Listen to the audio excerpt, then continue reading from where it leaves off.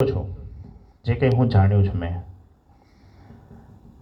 એનું હું તમને થોડુંક શેર કરીશ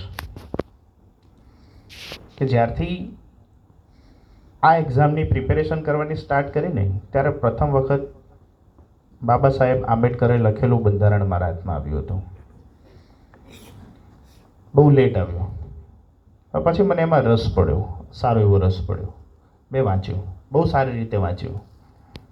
બાબા સાહેબ આંબેડકરના એના સિવાય લખેલા 2 થી 3 પુસ્તકો પણ મેં વાંચ્યા. આખા નથી વાંચી શક્યો સમયના અભાવે,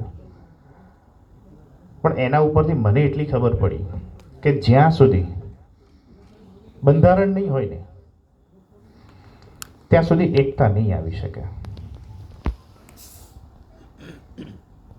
નાડિયા ઉત્કર્ષ સંઘ હોય, નાડિયા સમાજ હોય કે બીજી કોઈ પણ સમાજ હોય, બંધારણ જરૂરી છે. ક્યાંક લેખિત તો ક્યાંક અલેખિત. આપણા બંધારણની અંદર બાબા સાહેબ આંબેડકરે છે ને અલગ અલગ દેશોમાંથી જે એમને સારું લાગ્યું ને બંધારણની અંદર એ વસ્તુ ઉમેરી છે.